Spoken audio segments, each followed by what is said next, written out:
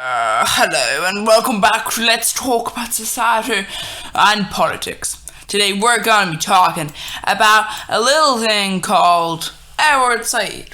So, where was Edward Said born? So Edward Said was actually born in Jerusalem in Palestine in 1935. But however, obviously he has unfortunately passed away now in 2003. So, a long time ago, but still, His key work was Orientalism, which was published in 1978. And his key ideas were anti-colonialism and anti-nationalism. I mean, generally, aren't nationalists anti-colonialists? Because, surely the whole point of nationalism is because, you're being controlled by another country. I don't get it, actually, when... I'm sorry, this is a bit of a tangent. I don't actually get it when, countries are really, really nationalist and they don't have anyone controlling them. It's like, what is your problem? How are you so... Look, you have total control over your own country's affairs. How are you nationalist then? Why are you...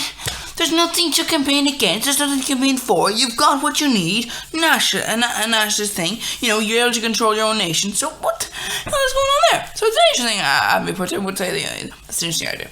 So they've also got his key concepts were Orientalism and the us and them theory. So not the us and them theory that he didn't admit. It was like it's the whole thing he was pointing at that was bad. Anyway, his political description is rarely considered to be leftist, but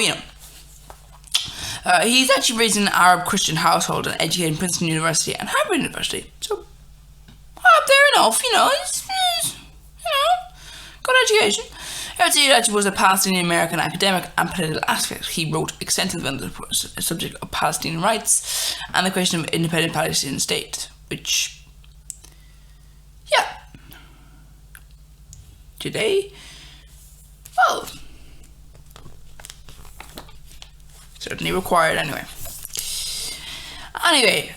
When the professor of English literature at Columbia University, while professor of Columbian University, Said was well known for his views and commentary on social and cultural politics, particularly on the Arab Islamic world and how it was perceived by the West.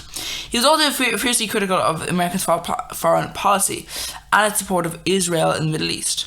His controversial views were actually widely criticized in the US, which is strange. Free speech, but So, what about his key work? So, written in 1978, Orientalism was actually his most influential work. In this book, he actually sought to explain how Western knowledge, but the East is based on stereotypes and preconceived ideas in the absence of truth or facts. Now, he actually argued that the views of those actually from the West, the Occident, of the East, which is the Orient, came from belief in cultural superiority and stems from Western imperialism and colonialism, which is actually quite interesting in a way because, you see, while you have countries like America, who are known for, kind of invading other countries, and you've got countries like England, Germany, Spain, Portugal, at a kind of a rough way, Italy, Rome, and all these kind of things, there actually are a good few countries in Europe that have been taken over by the countries. And that interesting thing avenue approaches there is that, unlike other countries which have this kind of imperialistic, colonialist kind of attitude, which is like, no, yes, we own your country, we don't really, and we took it from you, by use of force against your will. But yes, because when the big bad is in the schoolyard and he says, give me your lunch money, well, you must give him your lunch money because he has a right to it, because he can beat you up and take it. You see? No. What's interesting is that a lot of the countries in Europe, a lot of countries wouldn't, but a lot of countries in Europe actually would know this. They'd know because they would have experienced colonialism themselves. And this kind of strange attitude, which is like they themselves have experienced colonialism, except they fall into the bracket of being almost supportive of colonialists, almost as long as it's not them. Even when you see when countries that are controlled by countries, they're like, if let's hear from Wales. and you're controlled by England, and if England is to be very colonialist against another country, well, it's like, well, but you are too. I mean, you're permanently like that, so wouldn't it be? It's a bit weird. Anyway, so you believe that by portraying people of the Orient, especially the Arab world, as uncivilized and tyrannical religious fanatics who are without original culture, the West has created a false and dangerous stereotype of otherness, or an us and them mentality. No. It's nothing to do. They're not us. They're them. No, you fucking idiot. They're not them. You fucking hell. Do you understand what us and... I mean, there shouldn't be an us and them mentality. And that, of course, is Sisterhood. And I agree with him in that area. You shouldn't have an us and them mentality. It's a bad one. And at the base level, it doesn't make any sense. So, this has been facilitated and justified with Western imperialism. Orientalism has also become known as key concept of Sayyid theory. You see, if you look at it like this, at a basic level, if I go along and I say, okay, so I have this system whereby this country is controlled by my country, or this country is viewed in my country like this. It's this kind of idea of sort of, well, in my opinion, it's a problematic idea because, as it says, well, why?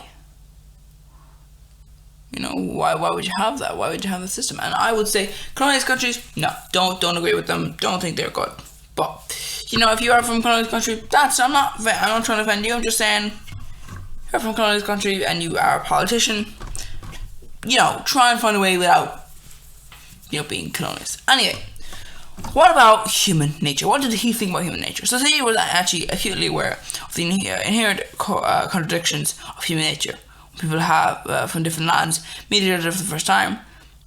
Do they consider each other to be like themselves despite having different languages, skin colours and traditions? Could the idea of a single human nature, one where we all are the same, be a modern one? Doesn't mean our species should share the same culture, traditions and values of government. Because here's the thing, language is a human creation. I'm not saying like language at its wide level. What I'm saying is like, let's say I'm speaking English.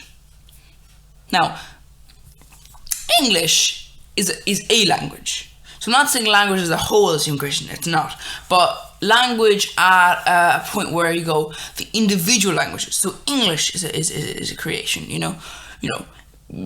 Cantonese is a human language, but it's a different language. But the point is, at the end of the day, if you put it like this, you have an argument where it's like, well, by that, it doesn't really matter. I mean, surely it's kind of weird how we are all speaking different languages, but obviously that's how society progresses itself, how people different it. And obviously you say, well, if you traditions are once again, they're just something that's passed down, that's the whole point. They're traditions. I mean, why do I do this? Well, because it's tradition. Well, what the fuck does it matter if it's tradition?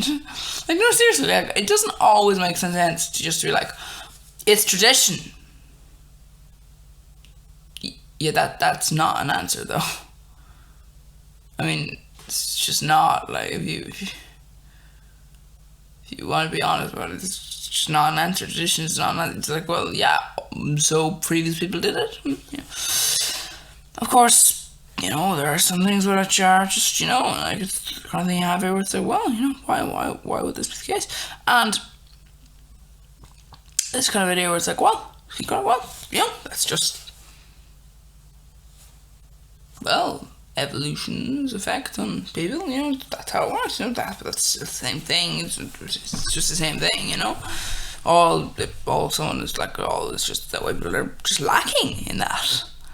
Just lacking in that thing. It's just, they're missing it. So, I don't agree just because someone is missing something. So doesn't really make much sense. Why you'd have this kind of division? Why would you have a division when the entire division is based on like part of it?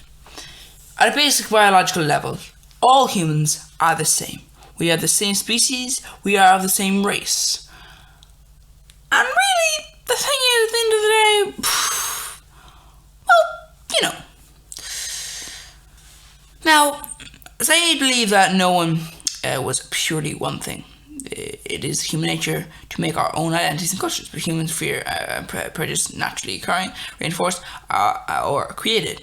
Insist on keeping them separated. The claim that all individuals on Earth share common nature was actually questioned by Steed. He believed that the promotion of an us and them attitude is politically motivated, because it is. Like, it doesn't make any sense. Us and them. What the fuck do you mean by that? Like, it doesn't actually mean anything. Like, us and them, but we're the same. I mean, they're maybe from a different country, but here's the thing: if you look at this, Africa, Asia, and Europe. That's ignoring islands, by the way. Of like, sort of, for example, the island of Britain and the island of Ireland and the island, all these kind of things. You're ignoring them, but basically, all the mainland things, they're all connected. Now, obviously, politically, you cannot just take a car and drive, all across the area, because countries will go, no, we're not going to let you into our country. Why would we, But, at a basic level, if there were, just you're just talking about just connections, then yeah. So, technically, that's one landmass, so surely, what's a country then?